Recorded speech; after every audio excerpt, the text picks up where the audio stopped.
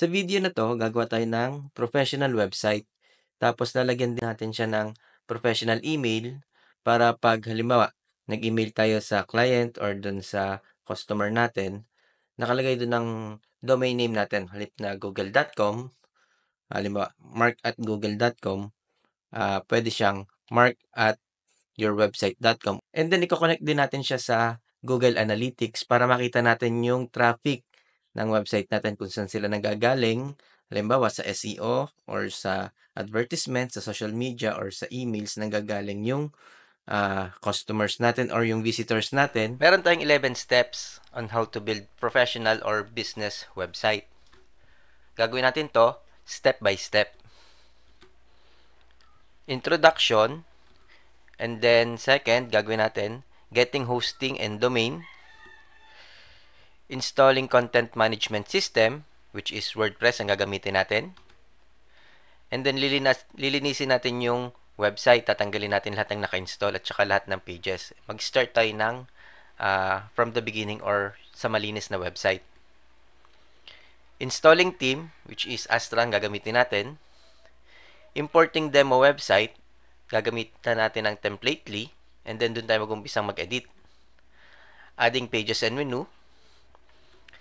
Elementor page builder gagamitin din natin. Then, i-customize natin yung theme. And then, gagamitan natin ng contact form para may way para yung visitors natin makontak tayo. And then, gagamitan din natin ng customized email. Lalagyan din natin ng Google Analytics para nakikita natin yung traffic or gano'ng karami yung nagvi-visit sa website natin or saan nanggagaling yung visitors natin sa websites. Introduction. Unang kailangan natin sa paggawa ng website ay domain name. Ito yung pangalan ng website. Sa Facebook, facebook.com, YouTube, youtube.com, or sa Google, google.com ang domain name nila. Pangalawang kailangan natin, hosting. Yung hosting, yung place where our files will be stored. Ito yung server natin. Step 2, getting hosting and domain name.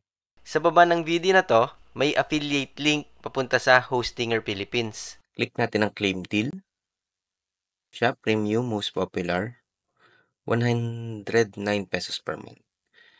Okay, ito yung features niya. 100 websites and then free emails, hanggang 100 emails. And then, free na rin yung SSL niya. Click natin ang choose plan pag satisfied na tayo dito sa premium. Pwede natin i-click ang 12 months. Ito siya. Or 48 months para mas makatipid tayo. 4 na taon na siya. Naka-discount tayo ng 14,000. Click natin na continue. And then, create tayo ng account. Click ko na lang tong Google sign in. Click ko yung account ko. Click ko yung continue. Okay. Dito, ito yung estimated total natin. Sa billing, fill up lang natin or click natin ng continue. Yan. Ito na yung payment natin. Ito, GCash natin tayo mag-pay. Click natin ang submit payment.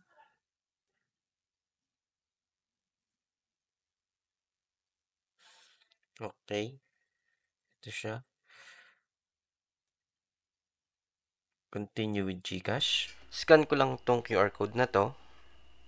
Sa GCash. Ito na, nakaready na. Okay.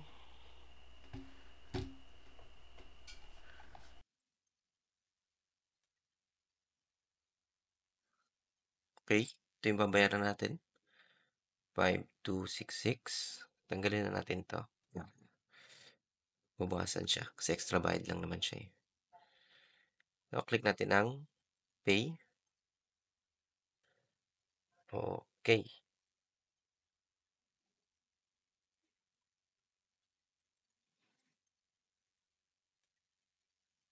Try na lang natin. Yan. May account na tayo sa Hostinger.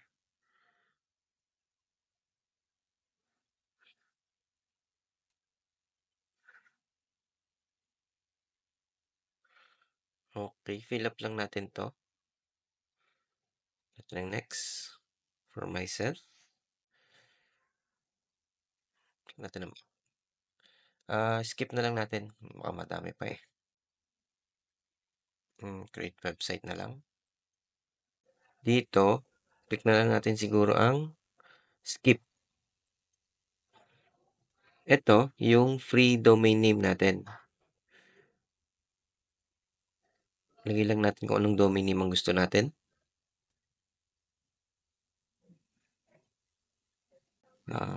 Okay.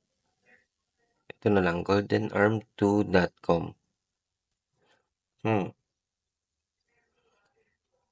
Ito nakalagay dito, free for 1 year. Ito, goldenarm2.com. Itong domain name na gusto ko.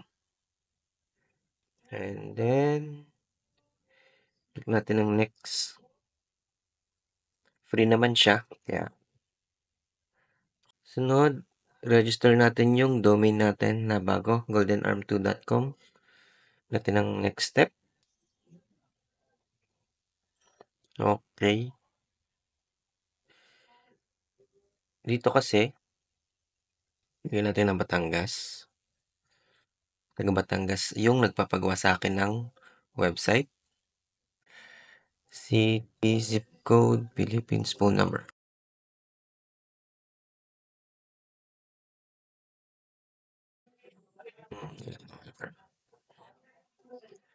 Okay, click natin ang finish registration. Okay. Meron na tayong hosting, meron tayong domain. And then, dito, where is your audience located? Wala dito. Click lang natin yung pinakamalapit sa Pilipinas. For example, kung mga taga-Pilipinas yung target market natin. Meron din ditong India, pero Indonesia pinakamalapit, eh. Okay. Click natin ang next kung okay na tayo. Okay. Walang server sa Philippines, eh, kaya yung pinakamalapit na lang. Okay, hintay lang natin. Yan. Hindi tayo nag-install ng WordPress kasi install natin ang WordPress manually.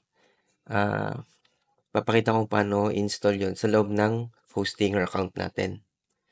Para ma-practice din ang pag-install ng WordPress. And then kung may domain name tayo na gusto ulit, bilhin or gamitin, makakapag-install tayo ng WordPress ng manually sa loob ng Hostinger.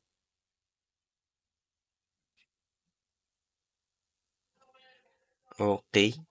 Yan. Nandito na tayo sa loob ng Hostinger account natin na may domain name na goldenarm2.com. Installing content management system, which is WordPress ang gagamitin natin. Okay. Punta lang tayo sa websites. Tapos, click natin yung dashboard.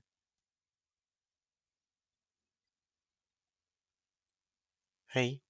Sunod, punta tayo sa websites. And then, click natin tong auto installer.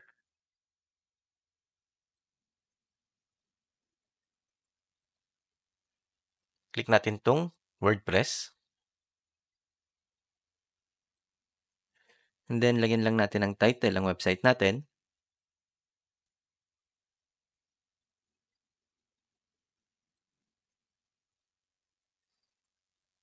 And then, check natin kung tama ang nakalagay. And then, lagyan natin ang password. Check natin ito. Huwag na natin galawin yan. Then, click natin ang install. Okay, ganun kadali. May WordPress na yung website natin. Yung goldenarm2.com. Refresh lang natin. Ito na siya. And then, i-edit pa natin yan.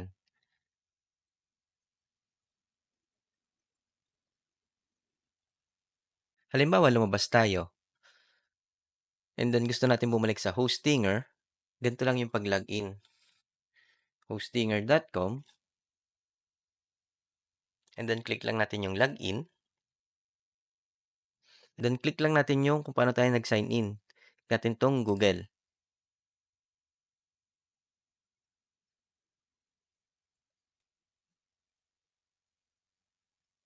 Okay, mapupunta tayo sa loob ng Hostinger. Halimbawa naman sa WordPress dashboard, punta lang tayo sa domain name natin, /login. Mapupunta siya sa WordPress login and then click natin to, login.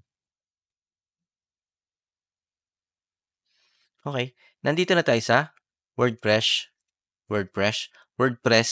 dashboard natin.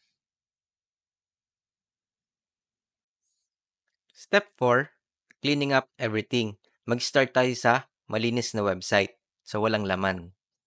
Dito sa WordPress dashboard natin, punta tayo sa posts, all posts.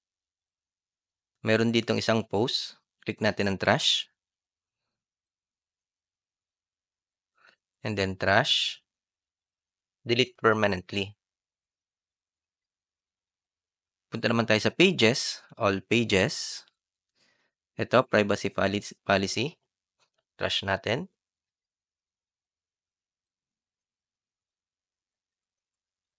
And then punta tayo sa trash. Delete permanently. Sunod, punta tayo sa plugins. Installed plugins.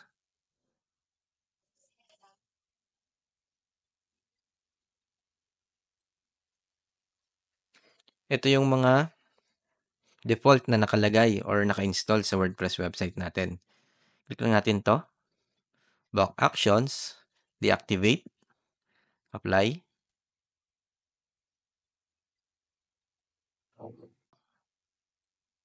Block actions.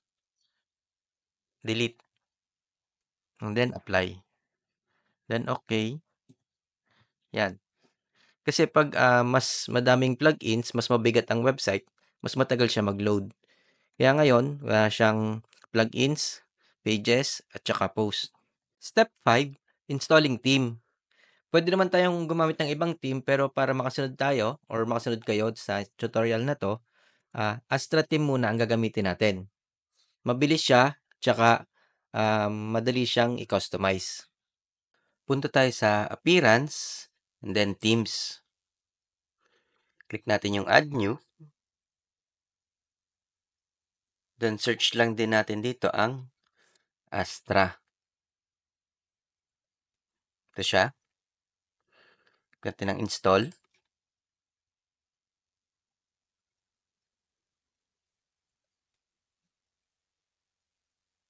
And then activate.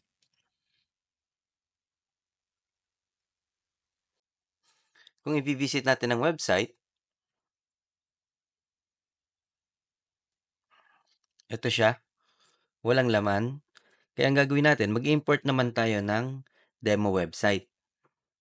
Para magawa yon, dito tayo sa step 6.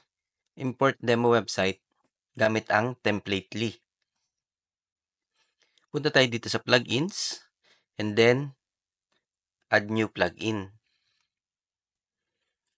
Search lang natin dito ang Templately. Yung spelling pala. Okay. Ito siya. Click natin ang install now and then activate. Mula dito, pwede tayong mamili ng demo website na gusto natin gamitin sa website natin. For example, ilagay ko dito ay construction.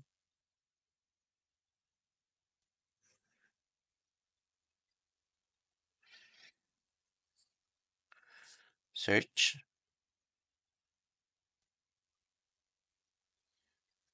Meron dito may mga bayad and then meron din siyang libreng templates. Ito mukhang okay to. Click natin. Free naman siya.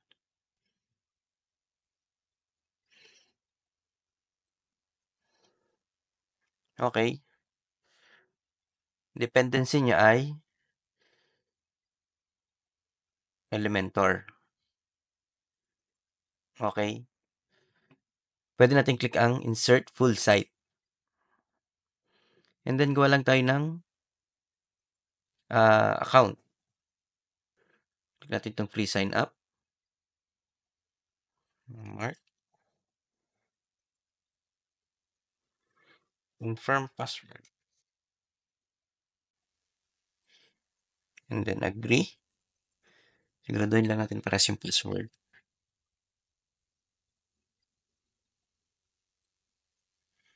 Okay, click natin yung sign up. Email address at gmail.com.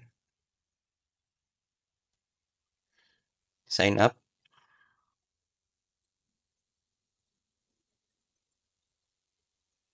Okay. Mukhang hindi pa siya nag-import. Search ulit tayo. Kailangan pa niyang i-verify. Punta tayo sa Gmail. Ito.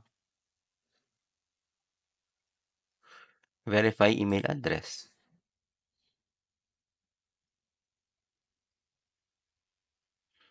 Okay. Verify na siya. Ngayon, click lang natin yung search ulit. And then, construction. Hanapin natin yung napili natin kanina. Ito siya. Click lang ulit natin ulit. And then, click natin yung insert full site.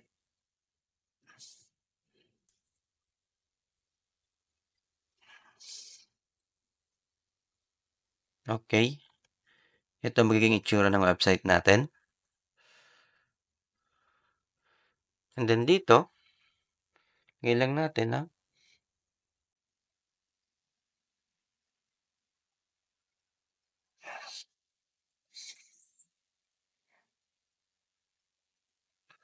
pangalan ng business and tagline. Upload logo or pwede natin gawin na lang mamaya yan. Or pwede tayo mag-upload siguro.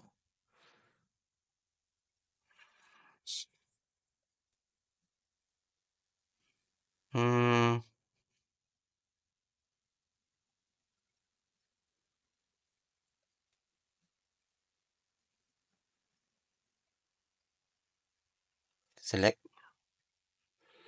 Ayun ang logo. Nag-appear na doon. Then, click natin ang next. Color. Lagyan na lang sa default. Record dependencies. Check natin. Okay naman. Install and proceed.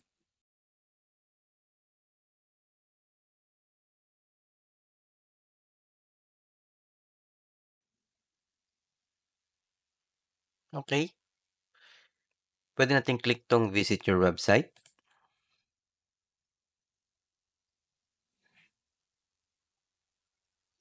Okay.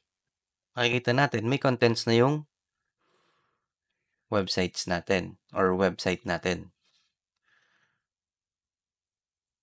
And then mula dito, pwede na tayong mag-edit or mag-customize dun sa bagay sa professional business natin or sa gusto natin na interface ng website or yung mga nakasulat, yung contents ng website. Okay? Visit natin yung ibang page. Services. Ito siya, may laman na rin. Projects, team, pricing. And then, get a quote ang nandito. Wala pa yung button.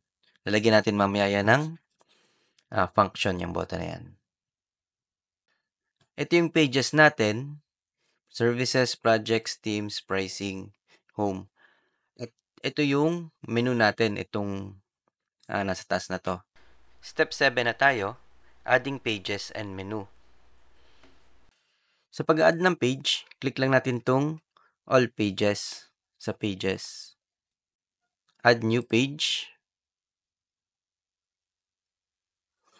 For example, gusto natin ng products page.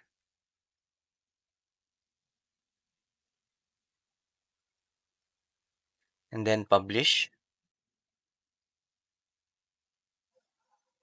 Okay, and then balik na ulit tayo. Eto na siya. Tapos halimbawa gusto natin ng contact page or contact now.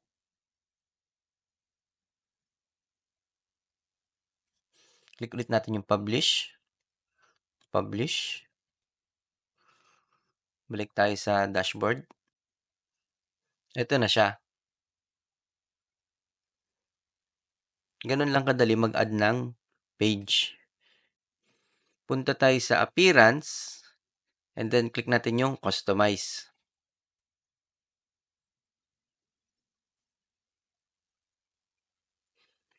Ito yung menu natin. Kung gusto natin ilagay sa menu yung ginawa nating page, punta lang tayo sa menus, artisan menu, and then click natin yung add items. Halimbawa, tanggalin natin tong themes, tsaka tong pricing, and then add natin tong contact now, tsaka products page. Yan. And then gusto natin nasa baba tong contact now or nasa dulo. Yan. Yan ang itsura niya.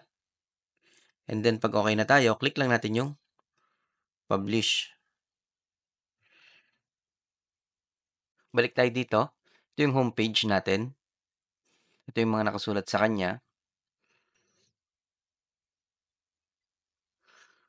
Yan. Yan yung default na nasa template. Ngayon, gusto natin baguhin siya para yung mga nakasulat ay yung tungkol sa business natin or dun sa kung para saan yung website natin or kung anong gustong makita natin ng visitors. Kung anong gustong makita natin ng visitors. Tama ba? Ayun, kung anong nakasulat. Yan. Tsaka yung mga images, syempre. Step 8, i-customize na natin yung content ng page natin or ng pages natin using Elementor Page Builder. Para ma-edit yung page or yung laman ng page, punta tayo sa Pages, All Pages, and then ito yung homepage natin. Click lang natin itong Edit with Elementor.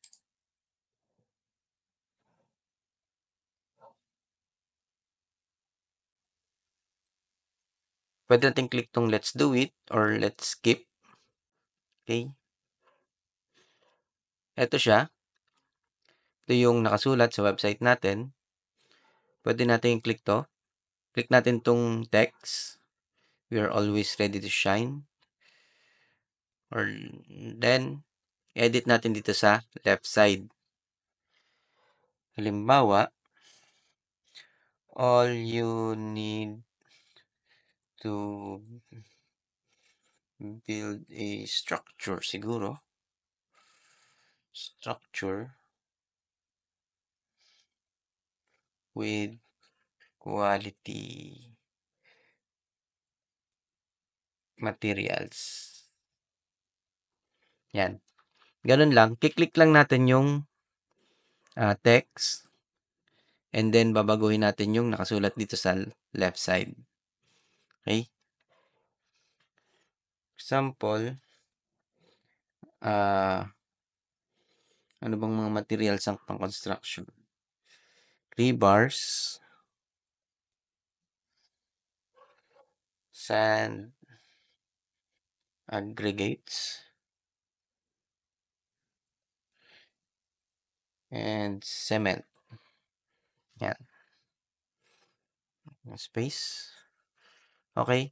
For example, yan yung materials na susupply ng company natin or nung website natin. Yan. Ganun lang. Click lang tapos edit sa left side.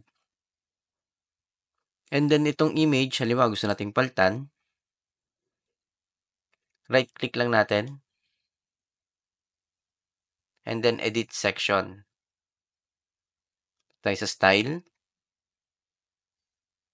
And then ito yung image. Halimbawa, gusto natin ng sarili nating image. Click tayong select file.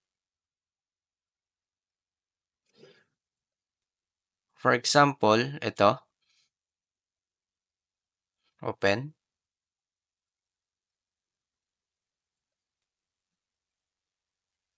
And then, select. Mas maganda din, halimbawa gusto natin mag-rank sa SEO.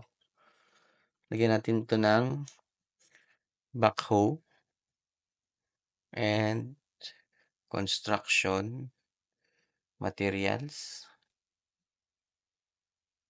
Or yung mga keywords na tingin natin ay related dun sa website natin para malaman ng Google na or ng search engine na tungkol dun yung image na to, and then possible din na mag-rank siya sa Google Images. Description, Golden Arm Construction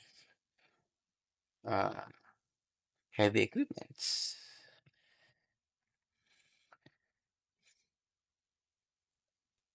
Okay? And then click lang natin tong select. Yan. Ito na siya. Ganun lang kadali magbago ng image.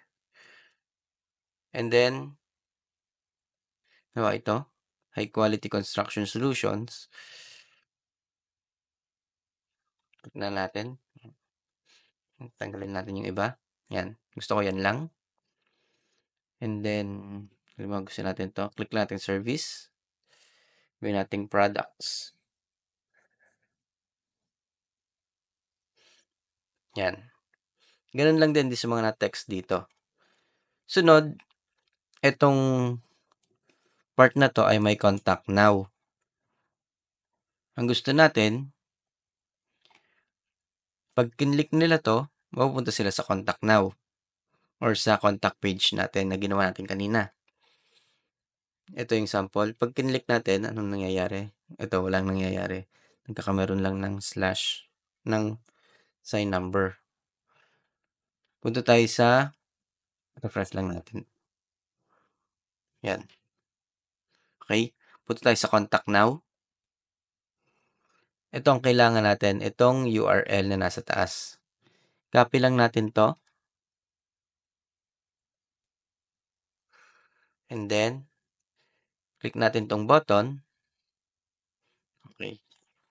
Click natin tong button. And then, makikita natin sa left side, contact now button. And then, yung link. Ito yung mahalaga. Tanggalin natin. And then, i-paste natin yung link ng contact now. Okay? And then, pag satisfied na tayo, click lang natin yung publish. Balik tayo dito. Ito yung website natin. Refresh ko lang. Yan. Ito yung binago natin. All you need to build. And then rebar sand aggregates. Products, high quality construction solutions. And then ito yung button na binago natin. Contact now. Pag kinlik natin, mapupunta siya sa ginawa nating page na contact. Contact now. Ayun. Balik ulit tayo sa homepage. Scroll down lang natin. Ito, for example, itong part na to, gusto natin baguhin. Balik lang ulit tayo sa Elementor Page Builder. Ito siya. About us, we've been create building. Ayan, click natin.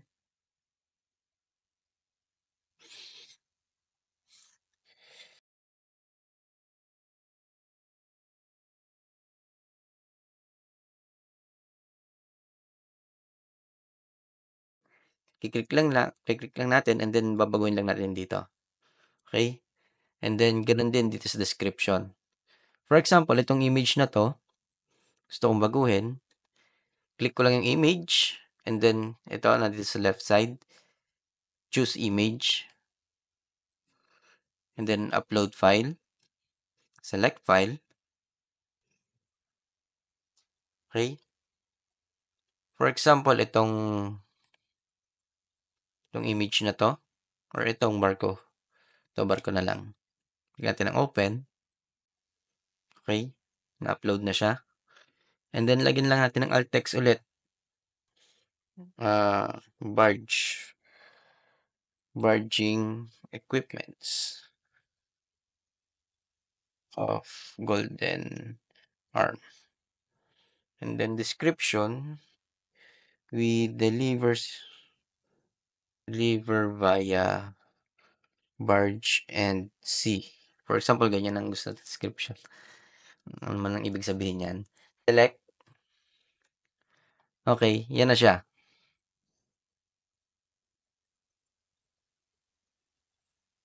And then, halimbawa, gusto natin tanggalin tong section na to.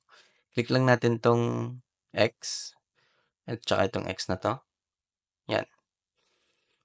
And then, images ng team. For example, gusto natin tanggalin yung isang image. Halimbawa, ito nandito. Right-click lang natin to.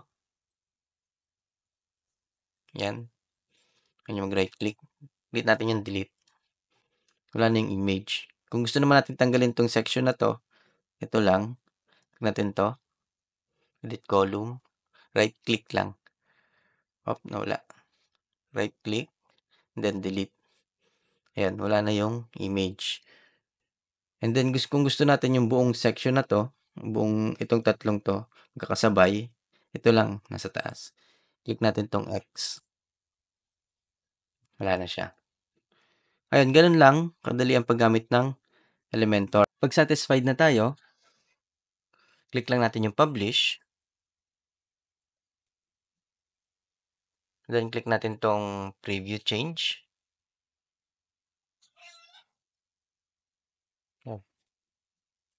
Nandito na yung mga binago natin.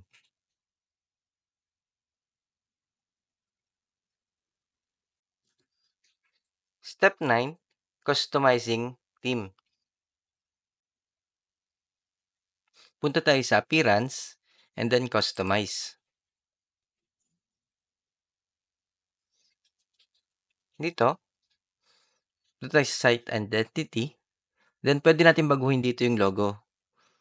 For example, change logo. Upload file.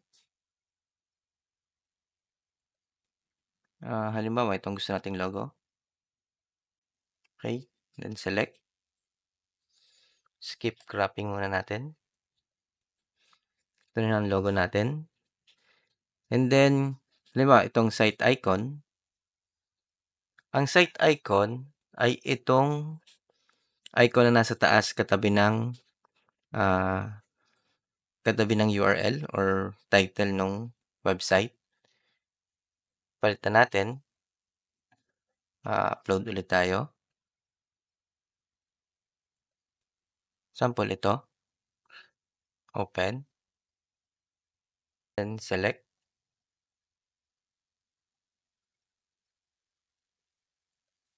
Kailangan pala square. Pero for the sake of the example, ito na yan. Okay na yan. Crop image. Yan. Pag okay na, click natin yung publish. Pag visit natin yung website, ito siya.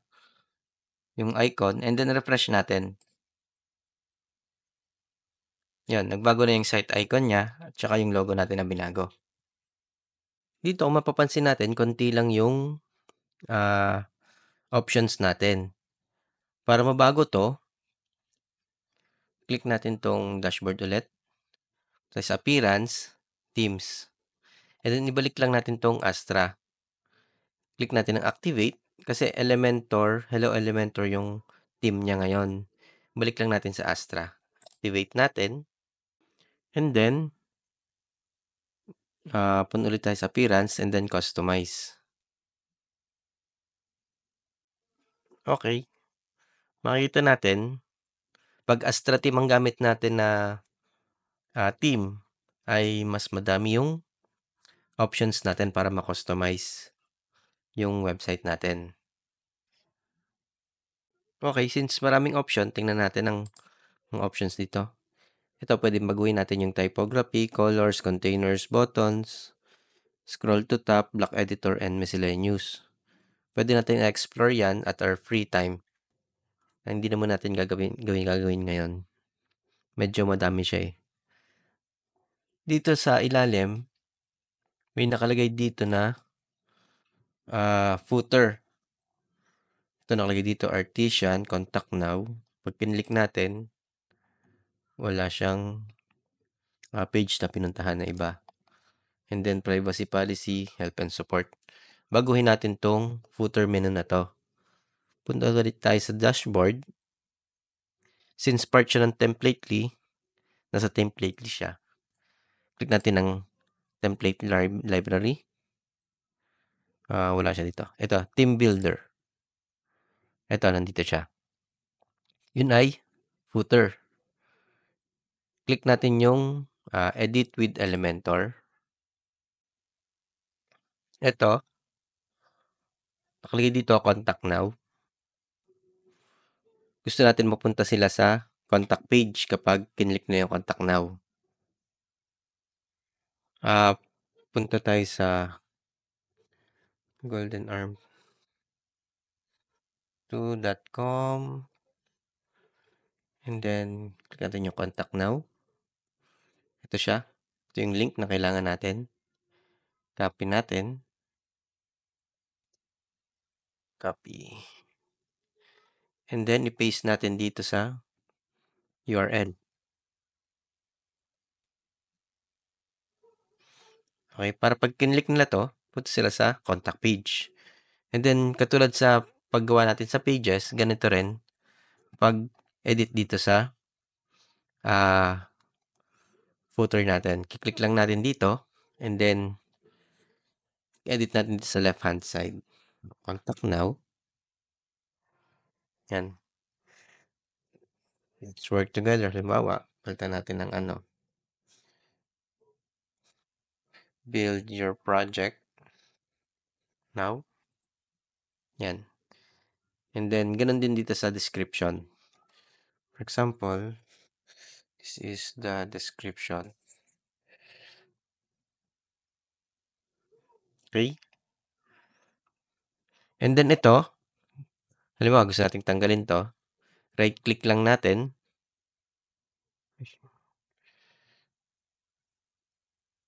And then delete. Yan. And then itong menu rin na to, click na lang natin itong X na to. Yan. And then pag okay na, satisfied na tayo, click lang natin yung publish.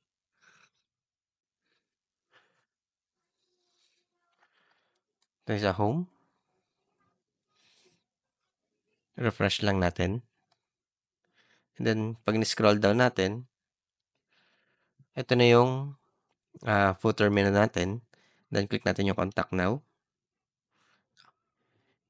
Pupunta sila sa contact page. Okay? And then ganun din sa header. Ito yung header natin. Sakop din siya ng Templately na in-install natin. Balik lang tayo doon. And then ito yung header. Click natin yung edit with Elementor. Ito siya. Ito yung get code. Click lang natin. Kung gusto natin, mapunta ulit sa contact page. Paste lang ulit natin dito yung URL ng contact page natin. Okay? Para pag may nag-click, punta sila sa contact page. Click natin ang publish. Okay. Ng home ulit. Then click natin. Try natin yung button.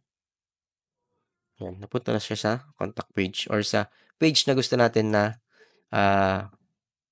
i-direct sila. Okay. Sunod, gagawa naman tayo ng contact form para dito sa contact page natin. Step 10, gagawa naman tayo ng contact form at customize email natin. Sa paggawa ng professional email account, balik lang tayo sa hosting or account natin. Click natin yung emails. And then click natin yung domain name natin. Then click natin yung email accounts. Tapos dito meron na kasing isa, kasi nagpagawa na ng email yung, kakilala ko. Click lang natin yung create a mailbox. And then halimbawa, lagyan natin ang contact at goldenarm2.com. Mag-set lang tayo ng password. Okay? And then click natin yung create.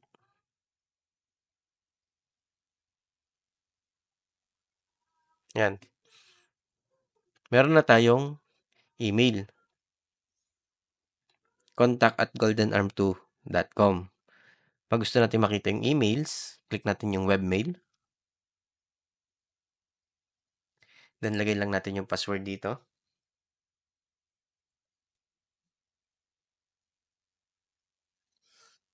Then click natin ng login.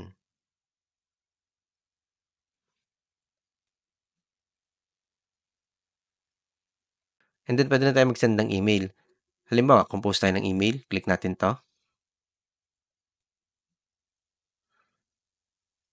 Sa email ko na lang.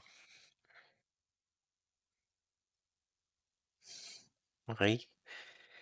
Hello, this is a test message.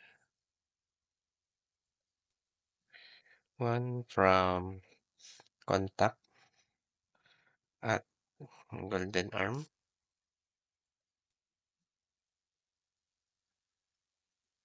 Okay? And then click natin ng send. Subject field. Then test email. And then click natin ng send.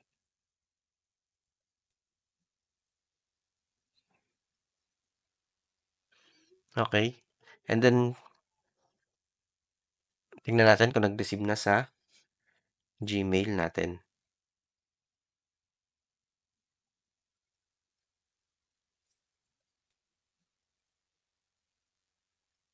Yan. Nandito na siya. Galing siya sa contact at goldenarm2.com to markianlat@gmail.com. And then ito yung message natin. Hello, this is test message, tsaka test email 1 yung subject. Click natin ang it works. And then click natin send.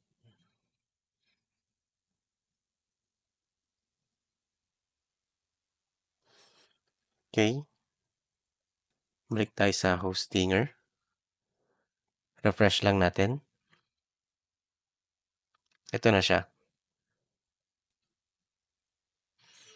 It works. From markianlat@gmail. Sunod, maglalagay naman tayo ng contact form dito sa contact page natin. Para magawa yon, click lang natin ang plugins. Add new plugin.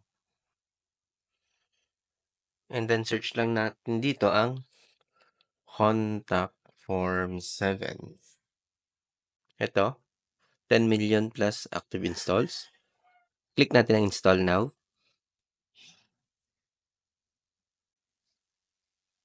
And then activate. Tapos, ito siya. Click natin yung contact forms. Ito yung default contact form natin. Click natin ang contact form 1. And then click natin yung mail to site admin email. Ang ilagay natin ay contact at goldenarm2.com. Para pag may nag-contact dito sa contact form natin, mapupunta siya sa contact at goldenarm2.com. And then pwede na tayo mag-reply doon at mag-start ng conversation sa customer or sa client or sa visitor natin. Okay? Then ito, i-default muna natin na ganyan. And then pag okay na tayo, click natin ng save. Sunod, ito yung short code niya. Copy lang natin. Punta sa pages, all pages, and then tong contact now, click natin.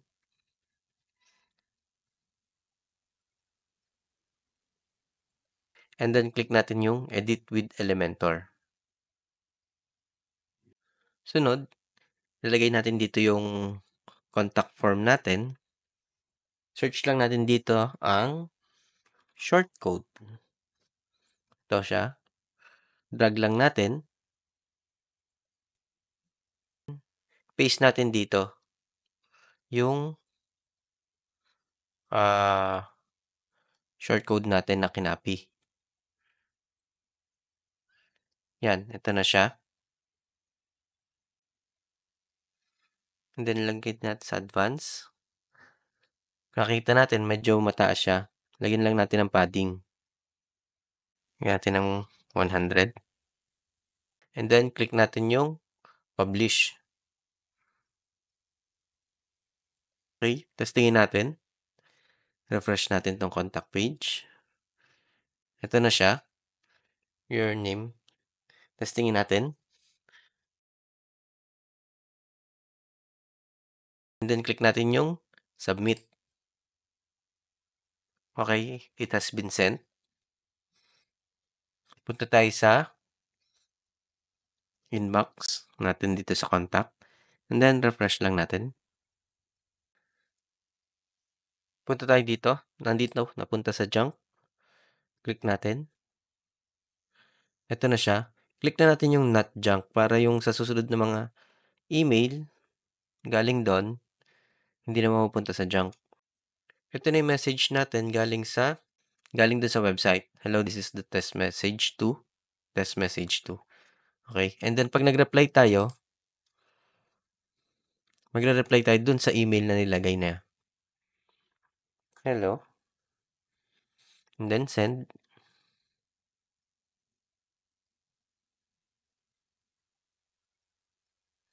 And then, pag nag-check tayo ng inbox, refresh. Ito na siya. Hello. Okay? Halimbawa, gusto naman natin i-connect sa Outlook yung professional email natin. Ganito lang siya. Tayo sa file, add account, Outlook. Then, lagay lang natin, contact, Google. Then, click natin yung connect.